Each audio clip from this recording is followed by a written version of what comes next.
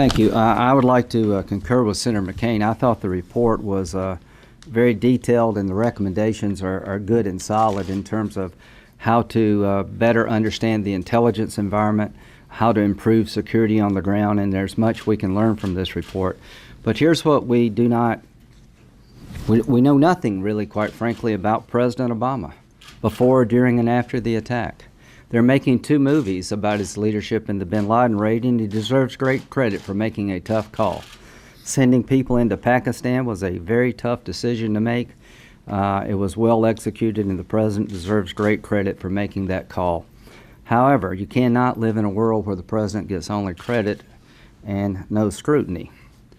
What did he do for the 7 hours in question? We have photos of him commanding the situation in the bin Laden raid.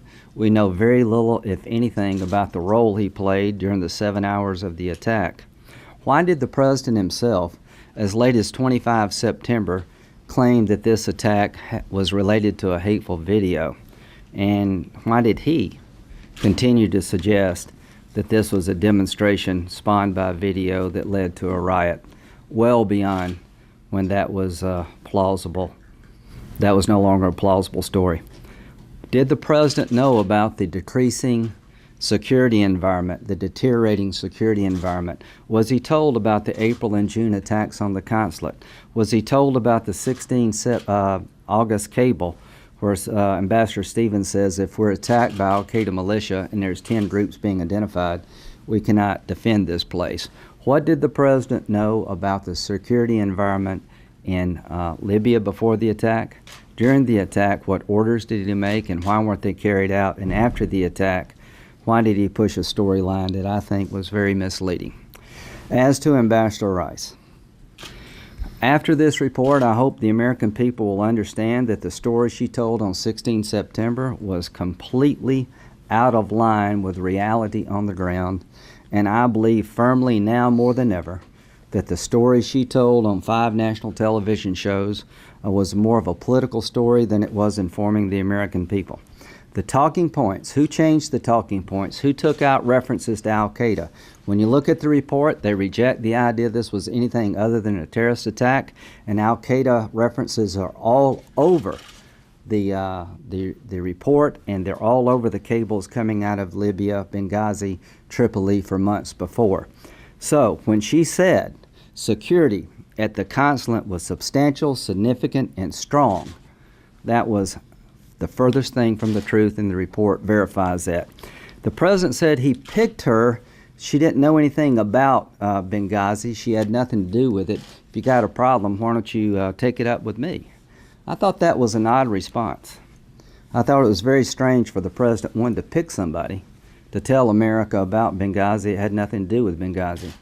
And if she had known anything about Benghazi and looked at any of the intelligence, she would have seen a deteriorating security environment just like the people who did the report.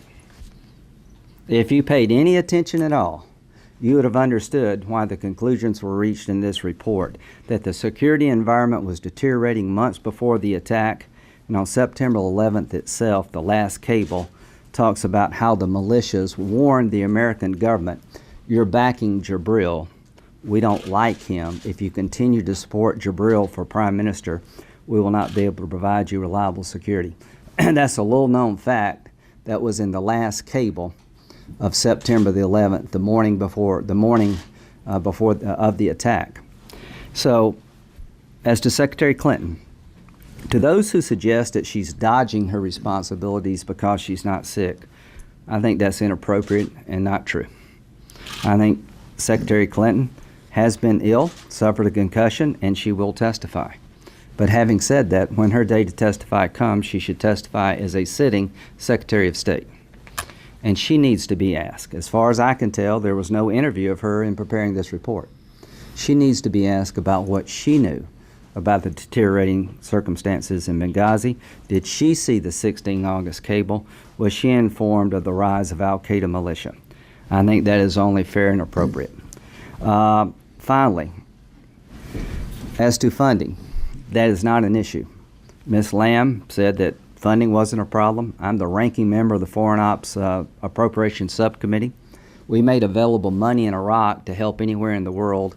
And in 2012, they took money dedicated for Iraq's embassy security, took $20 million and spent it in Tripoli. We added $33 million to the Iraq account with the express understanding you could use it anywhere you wanted to.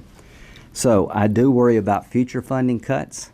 I think that is something we should be aware of when we do our budget negotiations, that we cannot leave our people in a bad spot and go too far in funding reductions. But on September 11th, 2012, funding was not an issue.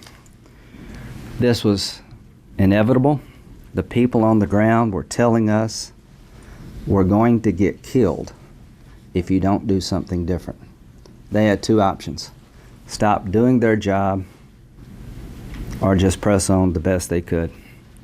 If anybody knows Chris Stevens, the last thing in the world he would do is give up.